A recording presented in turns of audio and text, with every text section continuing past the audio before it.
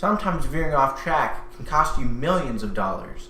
Just ask Maximum Security and his jockey Louis Says, the apparent winners of the Kentucky Derby, before being disqualified for interfering with other horses during the race. The historical reversal not only cost gamblers millions of dollars, but it made us curious to the history behind this unbelievable famous feud.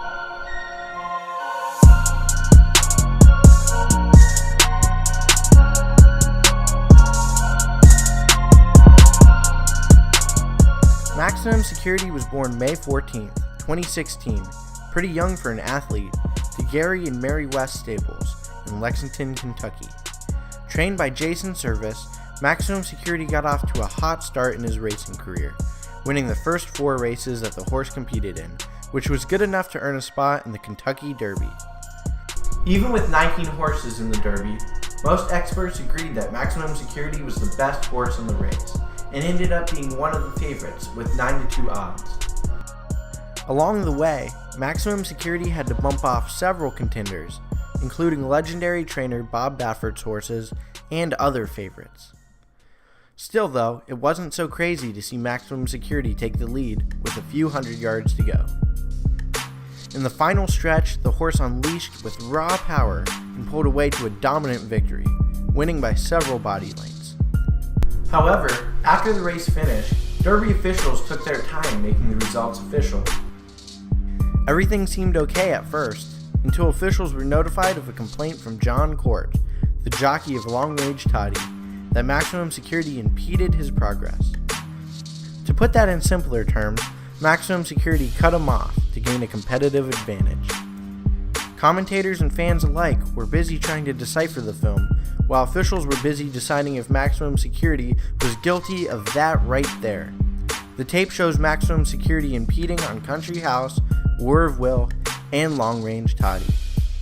Moving from lane 1 to lane 4 seemed to have stopped some momentum of the horses behind Maximum Security, allowing him to stay ahead on the straightaway.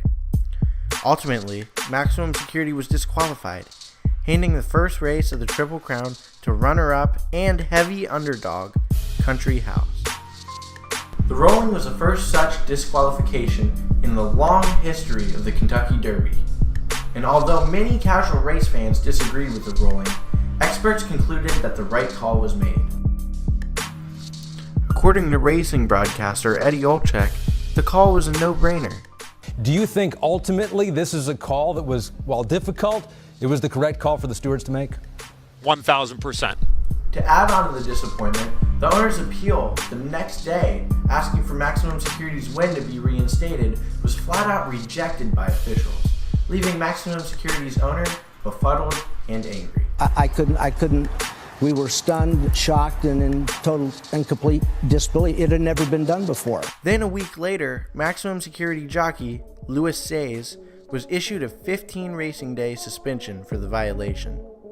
Because of the way the horse racing calendar is laid out, Say's suspension prevented him from participating in the remaining legs of horse racing's Triple Crown. To make this feud even worse, War of Will, one of the horses that was impeded in the Derby, took home the crown at Preakness, adding insult to injury for Maximum Security and his team. Right in the middle of all of it at the Kentucky Derby, a close second when Maximum Security veered, but nothing in the path of War of Will. Whether the call was right or wrong, we may never have a clear answer. Owners and former jockeys argue it's just the nature of the sport, while the officials argued that it was blatantly illegal. But what we do know is that there will be continued outrage in the horse racing community, adding to historical implications of this famous feud.